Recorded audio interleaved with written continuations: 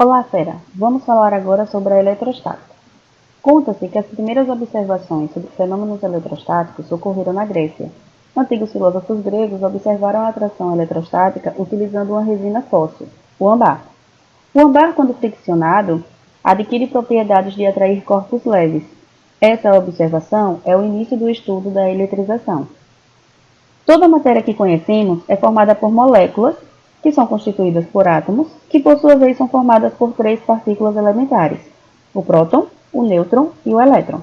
O átomo é formado por um núcleo, onde ficam os prótons e nêutrons, e uma eletrosfera, onde os elétrons permanecem em órbita, como podemos ver nesta imagem. Devido às propriedades que essas partículas possuem, são chamadas de cargas elétricas. Os elétrons são partículas com cargas negativas, os prótons têm cargas positivas e os nêutrons possuem carga neutra. Um próton e um elétron possuem valores absolutos iguais, embora tenham sinais opostos. Já o nêutron possui valor absoluto nulo. A carga elétrica é uma grandeza física, cuja unidade no sistema internacional é o coulomb. O valor da carga de um próton ou um elétron é chamado de carga elétrica elementar e é a menor quantidade de carga encontrada na natureza. É representada pela letra Ezinho e em coulomb vale 1,6 vezes 10 a menos 19. Podemos quantificar a carga elétrica pela relação Q é igual a N vezes E, onde E é a carga elementar e N é a quantidade de cargas elementares, que é adimensional e tem sempre valores inteiros.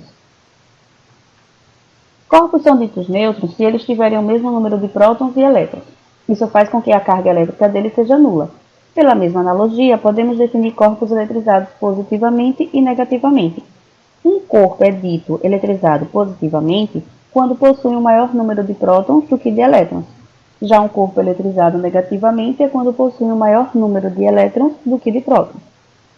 Por exemplo, para determinar a carga elétrica de um condutor que está inicialmente neutro e que perdeu 5 vezes 10 a 13 elétrons, podemos usar a relação Q igual a N vezes E, substituindo N por 5 vezes 10 a menos 13 e E por 1,6 vezes 10 a menos 19, temos que a carga elétrica do condutor vale 8 vezes 10 a menos 6, pois, multiplicando 5 vezes 1,6, obtemos o 8, e realizando o produto de potência de mesma base, conservamos a base 10 e somamos os expoentes 13 menos 19 e obtemos o menos 6.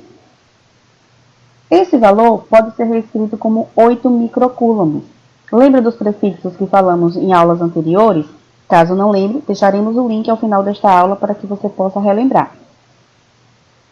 Sabemos que o milli corresponde a 10 a menos 3 e é representado por um N minúsculo, assim como o micro vale 10 a menos 6, que foi utilizado neste exemplo.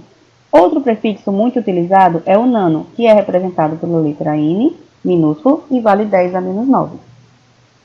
A eletrostática é basicamente descrita por dois princípios: o de atração e repulsão de cargas e o da conservação de cargas.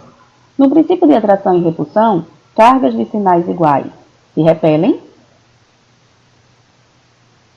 e cargas de sinais diferentes se atraem.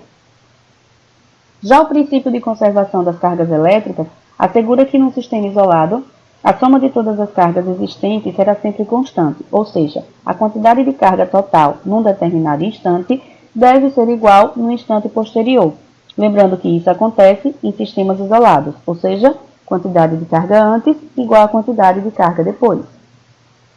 Todos os corpos se eletrizam, sendo que uns com mais facilidade que os outros. Quanto à capacidade de conduzirem cargas elétricas, os corpos podem ser caracterizados como isolantes e condutores. Os isolantes são corpos cujas cargas elétricas não podem se mover livremente e com facilidade. Por outro lado, os condutores são os corpos nos quais a movimentação de cargas ocorre livremente.